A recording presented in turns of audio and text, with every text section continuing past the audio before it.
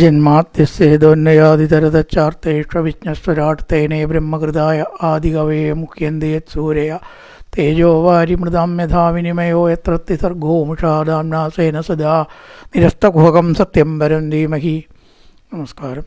സനാതന ധർമ്മസംഹിതകൾ പങ്കുവയ്ക്കാനായുള്ള ചാനലായ നാദശ്രീയിലേക്ക് എല്ലാവർക്കും സ്വാഗതം. ചാനൽ സബ്സ്ക്രൈബ് ചെയ്യാനും ലൈക്ക് ചെയ്യാനും ഓർമ്മപ്പെടുത്തിക്കൊള്ളുന്നു. ശ്രീമദ് ഭാഗവതത്തിൽ ഭഗവാൻ അവതാര കാര്യങ്ങൾ നിർവഹിച്ചതിന് ശേഷം ദ്വാരകയിലേക്ക് മടങ്ങുന്നതിനെയാണ് പറഞ്ഞു തുടങ്ങിയത്. സുഭദ്ര, ദ്രൗപദി മുതലായിട്ടുള്ള സ്ത്രീകളെല്ലാം അവരുടെ കണ്ണിൽ നിന്ന് വെള്ളം താഴെ വീഴരുത് എന്ന് കരുതി അതിനെ ഒതുക്കി തുടച്ച് നിലത്ത് വീഴാതിരിക്കാൻ നന്നായി കഷ്ടപ്പെട്ടു. കാരണം സ്ത്രീകളുടെ കണ്ണുനീര് വീണാൽ അവിടെ നേരെയില്ല. നിര്യാത്യകാരനോ അഭദ്രം ഉണ്ടാവരുത് എന്ന് വിചാരിച്ചിട്ട് ആ കണ്ണുനീര് താഴത്തേക്ക് വീഴ്ത്തിയില്ല. വീണാഭദ്രാവും, അത് പാടില്ല എന്ന് വിചാരിച്ച് നന്നേ കഷ്ടപ്പെട്ടിട്ടാണ് കണ്ണുനീര് താഴത്ത് വീഴാതെ നോക്കിയത്. അത്രയധികം ദുഃഖം അവർക്കുണ്ടായിരുന്നു എന്നർത്ഥം. ഭഗവാനാണല്ലോ പൂർണ്ണത മൃദംഗം, ശംഖം, മാനകം, വീണ മുതലായിട്ടുള്ള വാദ്യഘോഷങ്ങളോടും പ്രാസാദശിഖരാരൂഢ കുരുനാര്യോദിദക്ഷയ ഓഷുക്കുസുമൈ കൃഷ്ണൈ പ്രേമവ്രീഡാസ്മിദേക്ഷണ. കൃഷ്ണനെ ഒരു നോക്കിങ്ങനെ കാണാനുള്ള ആഗ്രഹത്താൽ ആളുകൾ എവിടെയൊക്കെ എങ്ങനെയൊക്കെ കയറി നിന്നു. പ്രാസാദശിഖരാരൂഢ, കെട്ടിടത്തിൻ്റെ പുറത്ത് കയറിയിട്ടും കുരുനാര്യോദിദക്ഷയ. ചിലരൊക്കെ അത്ഭുതത്തോടുകൂടി, ലജ്ജയോടുകൂടി, പ്രേമത്തോടുകൂടി, സ്നേഹത്തോടുകൂടി, പലവിധ ഭാവങ്ങളിൽ പുഞ്ചിരിയോടുകൂടിയിട്ടതായ നോട്ടങ്ങളോടുകൂടിയ കൃഷ്ണനെ കണ്ണുകൊണ്ട് മഴ പെയ്യിക്കണ പോലെ അത്ര കണ്ണുകളാണ് കൃഷ്ണനെ നേരിട്ട് വരുന്നത്. അതാണ് കണ്ണുകളെ കൊണ്ട് മഴ പെയ്യിക്കണ പോലെ പൂമഴ പെയ്യിച്ചു എന്ന് പറയുന്നത്. വൃഷക്കുസുമേ കൃഷ്ണേ പ്രേമവ്രീഡാസ്മിദേക്ഷണ. പ്രേമങ്ങളാകുന്ന ആ ലജ്ജ മുതലായിരിക്കുന്ന ഈക്ഷണങ്ങളെ കൊണ്ട് പുഷ്പവൃഷ്ടി ചെയ്തു. എല്ലാവരുടെ കണ്ണും കൃഷ്ണൻ്റെ ദേഹത്തിൽ പതിച്ചു എന്നർത്ഥം. സിതാതപത്രം ജഗ്രാഹമുക്താദാമവിഭൂഷിതം രത്നദണ്ഡം ഗുഡാകേശ പ്രിയതമസ്യഹ. ഇവിടെ പറയണം, മുത്തുമാലകൾ കൊണ്ട് അലങ്കരിക്കപ്പെട്ടതും രത്നം കൊണ്ടുള്ള ആ പിടിയോടുകൂടിയതും ആയ വെളുത്ത കൊട, വെൺകൊറ്റക്കുട അർജുനൻ പിടിച്ചു. അർജുനൻ വെൺകൊറ്റക്കുട പിടിച്ചു. സിതാതപത്രം ജിഗ്രാഹ മുക്താദാമവിഭൂഷിതൻ രത്നദണ്ഡം, രത്നം പതിച്ചതായിട്ടുള്ള പിടിയുള്ളതായിട്ടുള്ള കുട അർജുനൻ പിടിച്ചു. ഏറ്റവും പ്രിയപ്പെട്ട ഭഗവാന് വേണ്ടിയിട്ട് അർജുനൻ്റെ ആ ഭാഗ്യം ഇതുവേണ്ട തരായിലോ അർജുനനെ എന്ന് എല്ലാവരും വിചാരിച്ചു. രത്നദണ്ഡം ഗുഡാകേശ പ്രിയതമസ്യഹ ഉദ്ധവസ്യാത്യഗിശ്ചൈവ വ്യജനേ പരമാത്മുദേ വിഗീര്യമാണക്കുസുമേ രേജേ മധുപതിപതി. പറയാണ്, ഉദ്ധവനും സാത്വികയും അത്യത്ഭുതങ്ങളായ വെഞ്ചാമരങ്ങളെ വീശി. ഉദ്ധവനും സാത്വികയാണ് വ്യജനേ, വെഞ്ചാമരം വീശിയത്. വിഗീര്യമാണക്കുസുമേ, പുഷ്പങ്ങളെ കൊണ്ട് വർഷിക്കപ്പെടുന്ന കൃഷ്ണൻ മാർഗത്തിലങ്ങനെ ശോഭിച്ചു എന്ന് പറയണം. രേജേ മധുപതി കൃഷ്ണൻ പതി വഴിയിൽ ശോഭിച്ചു. വെൺകറ്റക്കുട, കടാക്ഷങ്ങളെ കൊണ്ടുള്ള പുഷ്പവൃഷ്ടി, അതുപോലെ തന്നെ വെഞ്ചാമരങ്ങൾ, ഇവയെ കൊണ്ട് ഭഗവാൻ വഴിയിൽ അങ്ങനെ കേമായിട്ട് ശോഭിക്കുകയും ചെയ്തു. അശൂയന്താ ശിഷത്തത്ര ദിജേരിത സാനുരൂപാനുരൂപാച്ച നിർഗുണസ്യ ഗുണാത്മന. ഒരു ബന്ധവുമില്ലാത്തതായിട്ടുള്ള ഭഗവാൻ ഗുണമില്ലാത്തവൻ, നിർഗുണനാണ്. സത്യരാജതാമസഭാവങ്ങൾക്ക് അപ്പുറത്ത് നിൽക്കുന്നവൻ ഗുണാത്മന, എന്നാൽ ഗുണരൂപനാണ്. ഇനി രണ്ടും കൂടി വിരോധമാണ്. അതിന് ഭഗവാന്റെ കുറേ കാര്യങ്ങൾ അങ്ങനെ ഉണ്ടാവും. ഏതാണ്? അണുർ ബൃഹർ കൃശത്തൂലോ ഗുണവൃ നിർഗുണോ മഹാൻ. സഹസ്രനാമത്തിലെ അണുവാണ്, ബൃഹത്വമാണ്. വളരെ ചെറിയതാണ്, വളരെ വലുതുമാണ്. ഇത്രയും വേണമെങ്കിൽ ചെറുതാവാം, ഇത്രയും വേണമെങ്കിൽ കണക്കില്ലാണ്ട് വലുതാവുകയും ചെയ്യാം. നിർഗുണനാണ്, സഗുണനാണ്, സ്ഥൂലനാണ്, അതുപോലെ കൃശൻ സൂക്ഷ്മനുമാണ്. ഇവിടെയാണ് നിർഗുണനായിട്ടുള്ള ഭഗവാൻ ഗുണസമ്പന്നനായിട്ടാണ് ഇവിടെ ശോഭിച്ചത്. കൈയുണ്ട്, കാലുണ്ട്, ഓടക്കുഴലുണ്ട്, മഞ്ഞപ്പട്ടിൻ്റെ മനോഹരമായിട്ടുള്ള ശരി, അത് ഗുണമല്ല. അതെയോ? അപ്പോൾ ഗുണമല്ലാത്തായിട്ട് ഭഗവാൻ നിർഗുണസ്യ ഗുണാത്മന. പരമാത്മാവിനെ അനുരൂപങ്ങളല്ലാത്തവയും അനുരൂപങ്ങളായിരിക്കുന്നവയും ആയ ബ്രാഹ്മണനാ പറയപ്പെട്ട ആശിസുകൾ എന്നാണ് ഇവിടെ ഉദ്ദേശിച്ചത്. അശ്രൂയന്ത ആശിഷത്തത്യ തത്തതത്ത ദിജേരിത ന അനുരൂപ അനുരൂപാശ്ച. അനുരൂപങ്ങളും അനുരൂപങ്ങളല്ലാത്തതും ആയ ആശീർവചനങ്ങൾ. എന്താ അങ്ങനെ പറഞ്ഞത്? കൃഷ്ണൻ ഒരു മനുഷ്യാവതാരം എന്ന നിലയ്ക്ക് വാമനരെ അനുഗ്രഹിക്കുന്നത് സ്വാഭാവികമാണ്. അതേസമയത്ത് ഈശ്വരന് വല്ലവരുടെ അനുഗ്രഹം ആവശ്യമുണ്ടോ? ഈശ്വര അങ്ങ് നന്നായി നമ്മൾ പറയാച്ചാൽ അതിനെന്താ അർത്ഥമുള്ളത്? നമുക്ക് ഈശ്വരൻ്റെ അനുഗ്രഹമല്ലേ വേണ്ട? ഈശ്വരന് നമ്മുടെ അനുഗ്രഹം വേണോ? എന്തൊരു കഷ്ടമാണ്. അതാണ് അനുരൂപ. ഈ അനുഗ്രഹം എന്തിനാണ്? ഭഗവാനെ നമ്മൾ അനുഗ്രഹിക്കണോ എന്നുള്ള അർത്ഥത്തിലാണ് ഇവിടെ അനുരൂപ. ഈശ്വരനെ നമ്മൾ അനുഗ്രഹിക്കാച്ചാൽ പിന്നെ നമ്മളെന്തിനാ അമ്പലത്തിൽ പോകണമല്ലേ? നമുക്ക് അനുഗ്രഹിക്കാനുള്ള കഴിവുണ്ടെങ്കിൽ നമുക്ക് ഈശ്വരൻ്റെ അനുഗ്രഹമാണ്. അതാണ് അനുരൂപ. എന്നാൽ അനുരൂപമാണ്. ഇനി എങ്ങനെയാ? കൃഷ്ണൻ മനുഷ്യനായിട്ടെടുക്കുമ്പോൾ ബ്രാഹ്മണരുടെ അനുഗ്രഹം വേണമല്ലോ. അവതാരമല്ലേ? എഴുക്കുള്ള ഈശ്വരനല്ല, അവതാര. വ്യത്യാസമുണ്ട്. അപ്പോൾ അവിടെ അനുരൂപ പ്ലസ് അനുരൂപ അനുരൂപ രണ്ടും കൂടിയുള്ള ആശീർവചനങ്ങൾ. അതിലല്പതല്ല നിർഗുണസ്യ ഗുണാത്മന. ഗുണാത്മാവായിട്ടുള്ള ഭഗവാൻ നിർഗുണനാണ്. രണ്ടും കൂടി അവന് വിരുദ്ധങ്ങൾ ഉണ്ടാവുമല്ലോ. അന്യോന്യമാസി സഞ്ചൽപ ഉത്തമ ശ്ലോക ചേതസാങ്കൗരവേന്ദ്രപുരസ്ത്രീണാം സർവശ്രുതി മനോഹര. ആ കൃഷ്ണനിൽ പതിഞ്ഞ മനസ്സോടുകൂടിയ ഉത്തമ ശ്ലോക ചേതസ കൗരവേന്ദ്രപുരസ്ത്രീണാം, ധർമ്മോത്തര പട്ടണത്തിലത്തെ സ്ത്രീകളുടെ എന്ന് പറയുകയാണ്. സർവശ്രുതി മനോഹര, ശ്രോത്രങ്ങളെ ആനന്ദിപ്പിക്കുന്നതായിട്ടുള്ള സംഭാഷണം ഉണ്ടായി. അത് എന്തൊക്കെയാണ് പറഞ്ഞത് എന്ന് ഇനി ഇവിടുന്ന് അങ്ങോട്ടുള്ള ശ്ലോകങ്ങളിൽ പറയണു. അന്യോന്യമാസി സഞ്ചൽപ്പ തമശ്ലോക ചേതസാം. ശ്രീകൃഷ്ണനിൽ മനസ്സ് പതിഞ്ഞതായിട്ടുള്ളവർ കൃഷ്ണനെ ചിന്തിക്കാണ്ടിരിക്കുമോ? കൃഷ്ണനെ പറയാതിരിക്കുമോ? അവർക്ക് എന്തുണ്ടോ കൃഷ്ണനെ പറ്റിയിട്ട്? പറ്റിയേ പറയാനുള്ളൂ കൃഷ്ണനെ പറ്റിയിട്ട്. വേറൊന്നും പറയാല്ലേ? വേറൊന്നും മനസ്സിലില്ല. കൃഷ്ണൻ അവിടെ വന്നാൽ മറ്റേ സൂര്യൻ ഉദിച്ചാൽ ബാക്കി എന്തെങ്കിലും അവിടെ ഉണ്ടാവുമോ? നക്ഷത്രങ്ങളോ ജ്യോതിർഗോളങ്ങളോ കാണാനുണ്ടോ? പകല് ആകാശത്തേക്ക് നോക്കിയാൽ സൂര്യനെ മാത്രമേ കാണൂ. എന്ന പോലെ ഭഗവാൻ അവിടെ ഉണ്ടാവുമ്പോൾ വേറൊന്നും തമശ്ലോക ചേതസാം. കൃഷ്ണനെ ഇങ്ങനെ നിറച്ചിരിക്കുകയാണ് മനസ്സിൽ. അവർ പല വർത്തമാനങ്ങൾ കൃഷ്ണനെക്കുറിച്ച് പറഞ്ഞു. എന്തൊക്കെയാണ് പറഞ്ഞത് പറയണു. കൗരവേന്ദ്രപുരസ്ത്രീണാം സർവശ്രുതി മനോഹര. എല്ലാവർക്കും സുഖത്തെ കൊടുക്കുന്ന സംഭാഷണമായിരുന്നു അത്. ഇനി എന്തൊക്കെയാണ് പറഞ്ഞത്? ഏതാനും ശ്ലോകങ്ങളിൽ പറയുകയാണ്. സവൈകിലായം പുരുഷപുരാതനോ ഏക ആസീത് അവിശേഷാത്മനി. ഒന്നും സപ്താഹത്തിൽ നമുക്ക് പറയാനേ പറ്റില്ല. വായിച്ചാണ് പോവുക. ഒറ്റ ഓട്ടപ്രദക്ഷിണം. എന്ത് സുഖമായിട്ടുള്ള ശ്ലോകങ്ങളാണ് നോക്കൂ. ഏത് ശ്ലോകം അങ്ങനെ ഇല്ലാത്ത? അതിന് പഞ്ചസാരച്ചാക്കിലത്തെ ഏത് പഞ്ചസാരയ്ക്കാ മധുരധികം പറയാൻ പറ്റുമോ? അതുപോലെയാ അഗ്രേ ഗുണേഭ്യോ ജഗതാത്മനീശ്വരേ നിമീലിതാത്മൻ നിശിസുപ്തശക്തിഷു. ഇല്ലേ? ഓടിപ്പോയി മതിയാവും സപ്താഹത്തിൽ ഓട്ടാതികെ. അങ്ങനെയൊക്കെയുള്ള ക്ലാസ്സുകൾ വരുമ്പോൾ സന്തോഷം എന്താ അറിയോ? ഓരോ ശ്ലോകങ്ങളും നമുക്ക് പറയാൻ പറ്റുമല്ലോ. എപ്പോഴാണ് കഴിയണച്ചാൽ കഴിയട്ടെ. നമ്മുടെ ആയുസ്സിന് ഒരു നിശ്ചയമൊന്നുമില്ല അത് ഏത് വരെ ഉണ്ടാവുമെന്ന്. അപ്പോൾ അതുകൊണ്ട് സമയമല്ല വിഷയം, ഉള്ളത് വൃത്തിയായിട്ട് പറയുക എന്നുള്ളതാണല്ലോ. ഓരോ ശ്ലോകത്തെ പറ്റി ചിന്തിക്കാൻ നമുക്കൊരവസരം കിട്ടുക. ചിലക്ക് അതും വേണ്ട, അങ്ങനെയും വേണ്ടേ. അതാണ് ഇവിടെ അവിശേഷേ ആത്മാവിൽ ഗുണേഭ്യ ഗുണങ്ങളിൽ നിന്ന് മുമ്പിൽ ജഗദാത്മനി ജഗത്തുക്കളുടെ ആത്മാവായിട്ടുള്ള ഈശ്വരനിൽ.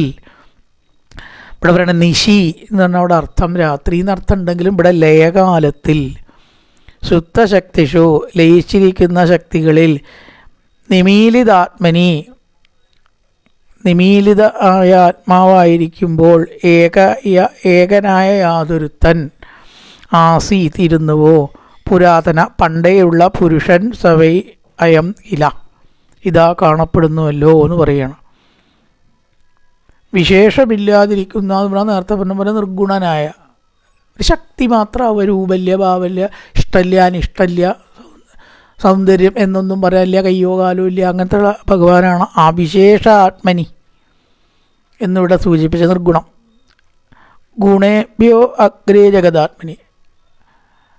ഗുണേഭ്യം തത്വിക രാജസ താമസം. അതുണ്ടാവണതിൻ്റെ മുമ്പേ ഉണ്ടായതാണ്. അതിന് മുമ്പൊരു കാലം ഉണ്ടായിരുന്നു. അപ്പോൾ ഗുണങ്ങളില്ല അത്ര ഈ ലോകത്തിൽ. ലോകമില്ല, ലോകമില്ലെങ്കിൽ ഗുണം ഉണ്ടാവില്ല, ഗുണമില്ല ലോകമില്ല, രണ്ടും ഇല്ലാത്തൊരു കാലം. അഗ്രേ ഗുണേഭ്യോ ത്രിഗുണങ്ങൾ ഉണ്ടാവുന്നതിനും സൃഷ്ടിക്കും മുമ്പേ, ഗുണേഭ്യ അഗ്രേ, അഗ്രേ മുമ്പിൽ, ജഗതാത്മനി ഈശ്വരേ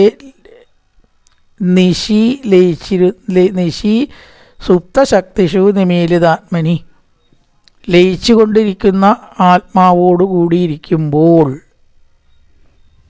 എല്ലാം ഉണ്ട്. പക്ഷെ എവിടെയൊക്കെ ലയിച്ചിട്ടുള്ളത്. ത്രിഗുണങ്ങളും ലോകങ്ങളും ഇന്നുണ്ടാവുന്ന കാര്യങ്ങളൊന്നും ഒരു ഘട്ടത്തിൽ ഉണ്ടായിരുന്നില്ല, പിന്നെ ഉണ്ടായതാണല്ലോ. അപ്പോൾ ആ ഉണ്ടാവാത്ത കാലത്ത് ഇതൊക്കെ എവിടെ ഉണ്ടായിരുന്നു? ഭഗവാനിൽ ലയിച്ചുണ്ടായിരുന്നു. അപ്പം ആ ഭഗവാനെയല്ലേ നമ്മൾ കാണുന്നത്.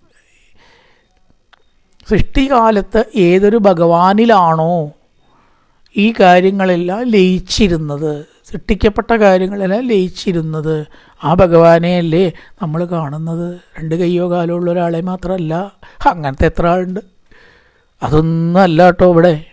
ആരെയാണ് കാണുന്നത്? സൃഷ്ടിക്ക് മുമ്പേ ഈ കാണുന്നതൊക്കെ ഏതൊരാളിൽ ലയിച്ചിരുന്നുവോ അയാളെയാണതാ. നേരെ കണ്ടോളൂ.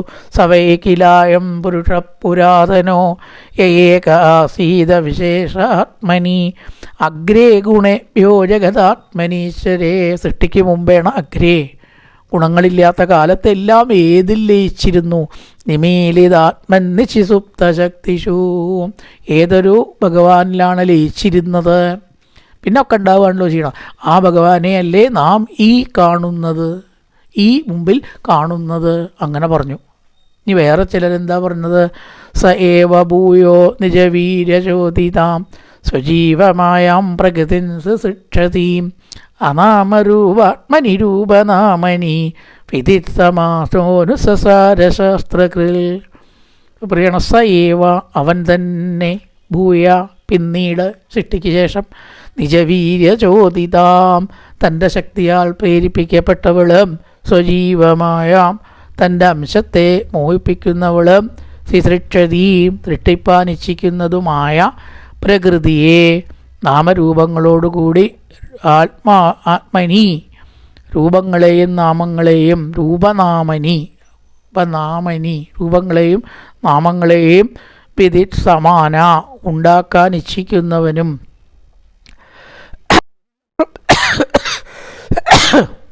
പ്രമാണമായ വേദത്തെ പ്രകാശിപ്പിക്കുന്നവനും ആയിട്ട് അനുസരിച്ചു. ലോകത്തിൽ പ്രകാശിപ്പിക്കുക, സൃഷ്ടിക്കുക എന്ന് പറഞ്ഞാൽ അതൊക്കെ മായയാണ്. മായ കൊണ്ടാണ് സൃഷ്ടി ഉണ്ടാവുക. മായയില്ലേ സൃഷ്ടിയില്ല.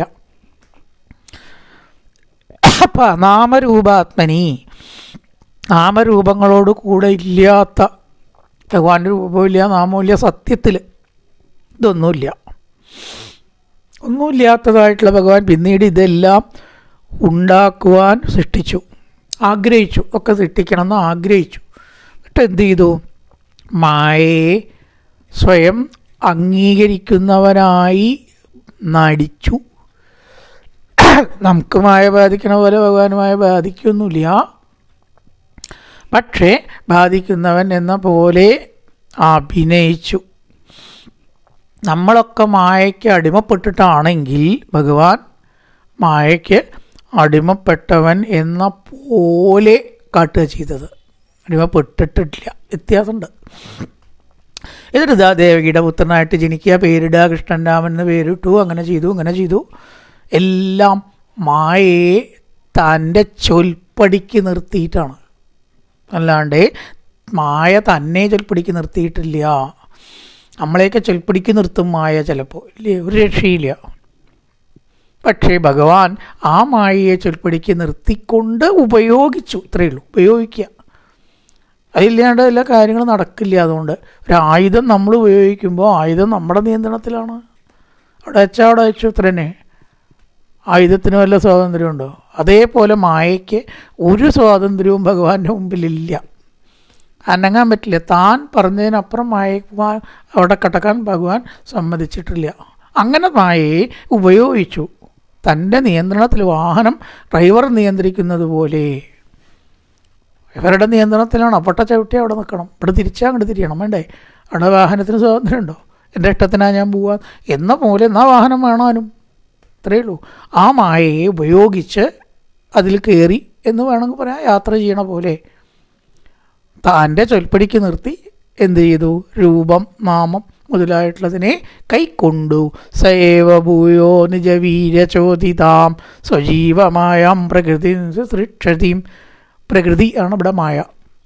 അനാമരൂപാത്മനിരൂപനാമനി, തനിക്കൊരു രൂപോ നാമോ ഇല്ലെങ്കിലും ആ രൂപനാമങ്ങളെ അംഗീകരിച്ചു. വേദശാസ്ത്രങ്ങളനുസരിച്ചിട്ട് ആ മായയ്ക്ക് വിധേയനായ പോലെ ഒരു അഭിനയഭാവം കൈക്കൊണ്ടു എന്നും സ്ത്രീകൾ തമ്മിൽ പറഞ്ഞു ചിലർ. സവാ അയം യത്പദമത്ര സൂരയോ ജിതേന്ദ്രിയാ നിശ്ചിതമാതരീശ്വനാ പശ്യന്തി ഭക്തിൽ കലിതാമലാത്മനാ നന്വേഷ തത്വം പരിമാട്ടുമർഹസി. അപ്പോൾ വേറെ ചിലർ പറഞ്ഞൊക്കെ ഓരോരുത്തരുടെ വാക്യങ്ങളാണ്. യാതൊരുത്തൻ്റെ പാദത്തെ, യത്പദം യാതൊരുത്തൻ്റെ പാദത്തെ, നിശ്ചിതമാതരീശ്വന ജയിക്കപ്പെട്ട വായുവോടുകൂടിയവരും, ജിതേന്ദ്രിയ ഇന്ദ്രിയജയമുള്ളവരും ആയ സൂരയ, മുഖ്യേന്ദ്രിയ സൂരയ ആദ്യത്തെ ശ്ലോകത്തിൽ വിദ്വാൻമാർ, സൂരയാകുന്ന വിദ്വാൻമാർ, പണ്ഡിതന്മാർ, ജ്ഞാനികൾ, ഭക്തിൽക്കലിതാമലാത്മന ഭക്തിയുടെ ആധിക്യത്താൽ നിർമ്മലമായ മനസ്സുകൊണ്ട് പശ്യന്തി കാണുന്നു. ഇതാ ഭഗവാന്റെ പ്രത്യേകത. ആരാ ഭഗവാനെ കാണുക എന്നാണെങ്കിൽ ആ ഇന്ദ്രിയത്തെ ജയിച്ചവരും അതുപോലെ തന്നെ ഭക്തിയുടെ ആധിക്യത്താൽ നിർമ്മലമായ മനസ്സുള്ളവരും, അങ്ങനെയുള്ള വിദ്വാൻമാരാൽ കാണപ്പെടുന്ന ശ്ലോകങ്ങൾ. അങ്ങനെ ഓടാൻ പറ്റില്ല കേട്ടോ, ഓടിപ്പോവില്ല. അങ്ങനത്തെ ശ്ലോകങ്ങളാണത്. ഭഗവാനെ വർണ്ണിക്കുക എന്ന് പറഞ്ഞാൽ എളുപ്പമല്ലല്ലോ. കഥ പോലെയല്ല. പശ്യന്തി ഏതൊരു പണ്ഡിതന്മാർ ഈ സൂരയ ഭഗവാനെ കാണുന്നുവോ അവൻ തന്നെയല്ലേ സഖി ഇവൻ എന്ന് സ്ത്രീകൾ പരസ്പരം പറഞ്ഞു. പശ്യന്തി ഭക്തിൽ കലിതാമലാത്മന ഭക്തി കൊണ്ട് അമലാത്മാവായി അമലത്വം സംഭവിച്ചതായ, അമലത്വം നേടിയതായ ആ മനസ്സുള്ളവരെ ഏതൊരു ഭഗവാനെയാണോ കാണുന്നത് ആ ഭഗവാൻ തന്നെ ഇവ നന്വേഷ തത്വം പരിമാട്ടുമർഹസി. ആ ഭഗവാനെ ശുദ്ധ ആക്കുവാനായിക്കൊണ്ട് യോഗ്യനാകുന്നു. ഏവ അവൻ തന്നെ ഇവൻ അന്ധക്കരണത്തെ ശുദ്ധമാക്കാൻ സഹായിക്കുന്നു. നന്വേഷ തത്വം പരിമാട്ടുമർഹ. സത്വം എന്ന് പറഞ്ഞാൽ മനസ്സാണ്. അവിടെ അന്ധക്കരണം അർത്ഥം ഉണ്ടാവും. വേറെ ഒരിക്കലും കാണാം ഈ സത്വം കേട്ടോ. ഋഷഭോപദേശത്തിൽ സത്വം എന്ന് പറഞ്ഞാൽ അവിടെ സത്വം ശുദ്ധി എന്ന് പറയണ്ട. മനസ്സാണ് ആ വാക്കിന് പല അർത്ഥമാണല്ലോ. സത്വം മനസ്സ്. എന്താണ് ഭഗവാനെ ആരാധിച്ചാലുള്ള ഗുണം എന്നിവിടെ വ്യക്തമാക്കിയിരിക്കുകയാണ്. പലർക്കും അറിയില്ല അത്. എന്താ നമ്മൾ ചോദിക്കുക, അയാളെ ഈ നേരം വിളിച്ചാൻ വരുന്ന ഭാഗവതം വായിച്ചിട്ട് ഈശ്വരനെ ഭരിച്ചിട്ട് എന്താ ഒരു കാര്യമുള്ളത്?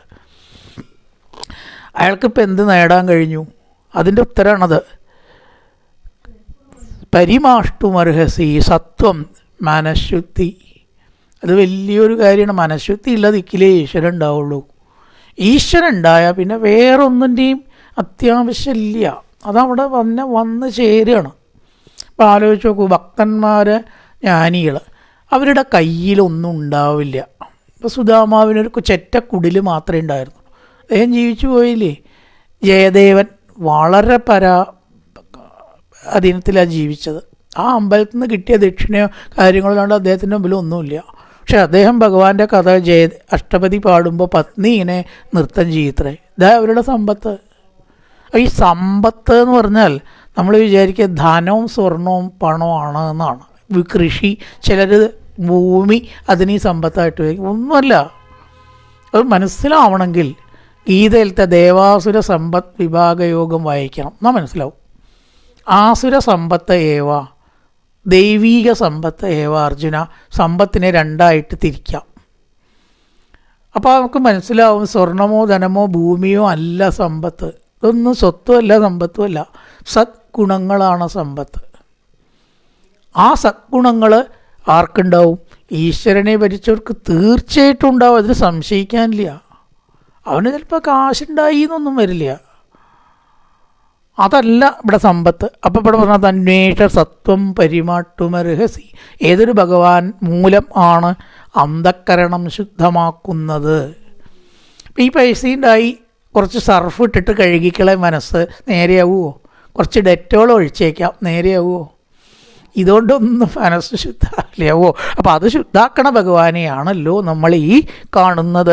സവാ അയം യത്പദമത്ര സൂരയോജിതേന്ദ്രിയ നിർജിതമാതരീശ്വന പശ്യന്തി ഭക്തിൽ കലിതാമലാത്മന. ഭക്തി കൊണ്ട് അമലാത്മത്വം നേടിയതായിട്ടുള്ള അറിവുള്ളവർ, ജ്ഞാനികൾ, ഏതൊരു ഭഗവാനെ ഉദ്ദേശിച്ചാണ്, ഭജിച്ചിട്ടാണ്, സദാ ചിന്തിച്ചിട്ടാണ് അവർ കലിതാമലാത്മന നിഷ്കളങ്കരായി തീരുന്നത് തന്നെ ഏറ്റവും വലിയ സമ്പത്ത് എന്നാണ്.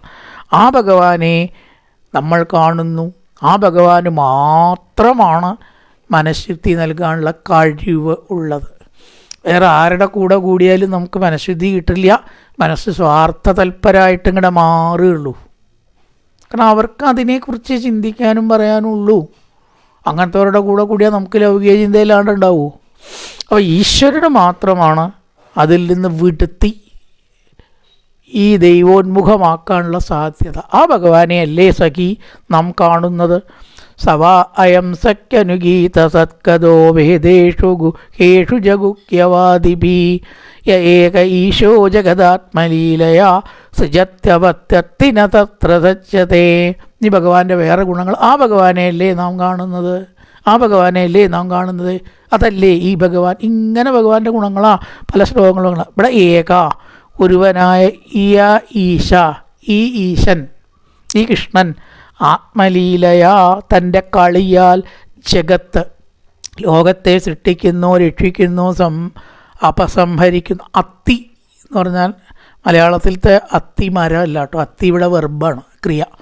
സംഹരിക്കുന്നു, അത്തി. അത്തി മീൻസ് സംസരിക്കുന്നു. സൃജതി സൃഷ്ടിക്കുന്നു. അവധി രക്ഷിക്കുന്നു. സൃജത്തി അവധി അത്തി മൂന്നും കൂടി ചേരണം. സൃജത്തി അവത്തി അത്തി നത്രതജ്ഞത. അതുകൊണ്ട് ഈ ലോകത്തെ സൃഷ്ടിക്കുന്നു, രക്ഷിക്കുന്നു, സംഹരിക്കുന്നു. അതിൽ ചേർച്ചയുള്ളവനായിരിക്കുന്നതും ഇല്ല. ഇതൊക്കെ ചെയ്യുന്നുണ്ടെങ്കിലും ലോകത്തിൽ ഭഗവാന് ബന്ധമുണ്ടോ എന്ന് ചോദിച്ചാൽ യാതൊരു ബന്ധവുമില്ല. അതെങ്ങനെ സാധിക്കുക? അത് ഭഗവാന് മാത്രമേ സാധിക്കുള്ളൂ. അതുകൊണ്ട് ഇതിലൊന്നും ബന്ധമില്ല. ഏക ഈശോ ജഗദാത്മലീലയ, കളിയായിട്ടേ ഒരു പ്രയാസവും കൂടാതെ. സൃജത്യവത്യത്തി, സൃഷ്ടിക്കുന്നു, രക്ഷിക്കുന്നു, അത്തി സംഹരിക്കുന്നു. ന തത്ര സജ്ജതേ, എന്നാൽ ഇതിലൊന്നും ഭഗവാന് ബന്ധമോ യാതൊരുവിധ ആസക്തിയോ ഇല്ല. അതിനോടുകൂടി ഭഗവാൻ ചേരുന്നില്ല. അത് വല്ലാത്തൊരവസ്ഥയാണ്. അത് ആ ഭഗവാനെ, അങ്ങനത്തെ ഭഗവാനെ അല്ലേ നമ്മൾ കാണുന്നത്.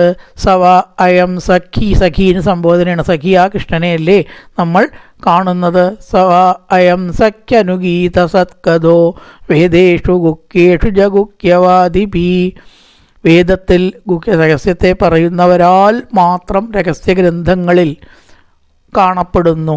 അവ ഗീതപ്പെടുന്നു.